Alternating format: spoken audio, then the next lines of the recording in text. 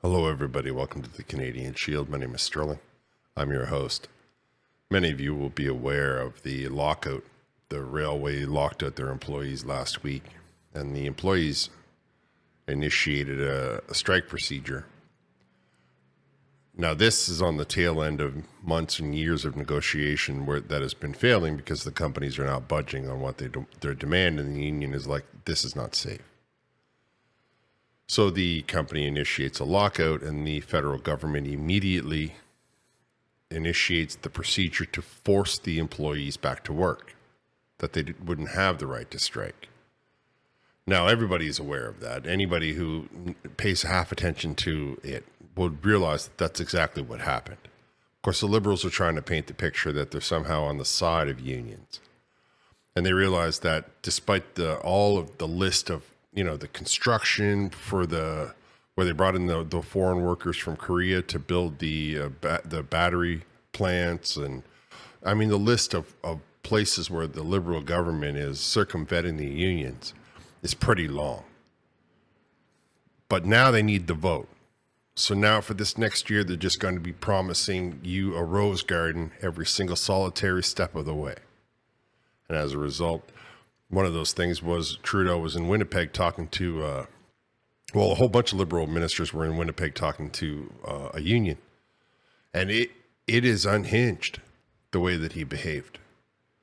Now, before I get into it, I would appreciate it if you would like, comment, subscribe, hit the notification bell, share this channel with all of your socials. In this speech where he completely ignores his behavior, where he completely ignores the truth, he says some of the most outlandish things you're going to hear, and this is just the beginning of the campaign season. I mean, nothing that he says is rooted in reality. See, since we first formed a Liberal government back in 2015, we've always made one thing clear. Strengthening the middle class would always be our guiding principle, our North Star, the central objective to everything we would do. And we've been able to do all this because we've been responsible with taxpayer dollars.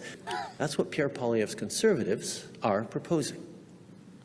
And Mr. Poilievre likes to pretend he has the backs of workers, but I know you're not buying it. You know his record, and you know what he stands for. More precisely, what he has stood for and stood against in all his 20 years as an MP. The American far-right playbook, he's called for right-to-work laws. Laws which may have a nice-sounding name, but you know what they actually do. Starve unions of the resources you need to deliver higher wages and better protections in the workplace. That's not even true. That's what Poilievre thinks of unions. That's what he thinks of you. Truth is, he's a phony. He thinks you're all suckers. But above all, he's scared of you. He's scared because when workers organize, they demand better. They push to make government work for working people. But most importantly, he's scared of you because he thrives on chaos, on despair, on division. I have to stop it there because I would like to point out that when workers organized and went to Ottawa, MP Trudeau wouldn't even talk to them. How many union workers did he send home because they refused to partake in medical procedures? How many jobs did he throw away based on the idea that he's going to destroy the industry before he has a new green industry to put in place? Or temporary foreign workers, how many jobs have they taken? He's not a friend of the union. He's not a friend of the worker. He hates the middle class. He's trying to destroy it. We all know that. He's not been fiscally responsible in any way, shape, or form. He has an incurred debt that will take 2 generations to recover if we stop putting more debt in right now. Our Liberal government is not afraid of empowering workers. We're not scared by unions. Unless they're truck drivers. The Sustainable Jobs Act so that workers can have a seat at the table as we build a strong green economy right here in Canada, a law that Pierre Poilievre's Conservatives obstructed for months. I want to zoom out for a second and recognize that we are at a global inflection point. a moment of deep consequence. The world is changing rapidly. It's an increasingly challenging and uncertain place. And the global economy is undergoing the largest transformation since the Industrial Revolution. But because we believe that confident countries should invest in their workers. Who writes this stuff? I mean, you see him, he's put his hands, I want to zoom out like it's a picture of on an iPad or something. Oh, we're at an inflection point and we are a confident country. Who writes this stuff? Because they need to be given a reality check. There's no inflection. There's no change in the way the world economy is going. A few countries are trying this disastrous, horrendous Swiss idea. And the rest of the world is just doing what they've always done. Struggling, trying to get by, and doing whatever they got to do to survive.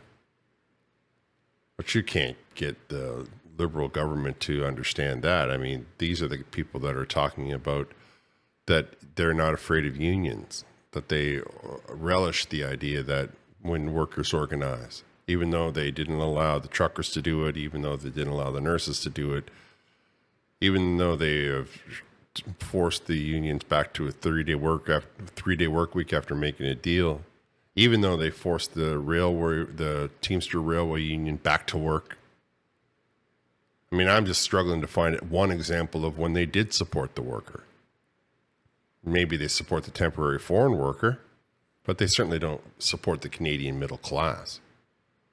They were trying to bring in workers from Korea to build the Stellantis plant, bringing in workers from the United States to build that other plant, while local union workers didn't get any of the work for those buildings, the millions of dollars of tax dollars going into the region, and not one union job was given, all temporary foreign workers.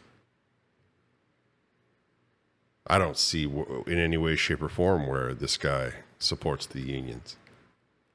But the way that he talks in this particular speech, I mean, I can't quite wrap my mind around who he felt the room was filled with. Now, they didn't do much clapping during this speech. This went on for 15 minutes. And he was completely, I mean, the way that he spoke made me a little bit worried for his mental state. Like, he might need a nap. He might need to have maybe some time alone. I don't know. But I really feel like the pressure is getting to him. I think that perhaps he's a little bit overloaded with what he's up against. I think that they realize the numbers, that people are not supporting them, and they realize that the jig is up. Like, all of the things that they say, and then they do the opposite. The projection of how, everything that he said was the way the Liberals behave towards people, and they're trying to put that onto the Conservatives because they're desperate. They're scared and they're desperate. All I ask you to do is look for the proof in the pudding. That's all. I'm not trying to tell you one way or the other. What I am trying to tell you is just point to the proof in the pudding. I just listed off the top of my head 5 examples of when the Liberal government has taken massive strides that have harmed and crippled the middle class. Show me 5 examples of when he supported the middle class. Man, show me 3. That's how reasonable I am. I'm struggling in my mind to find even one. All right, I'm going to wrap here. I want to thank y'all for listening. Give this video a thumbs up. I'll talk to you next time.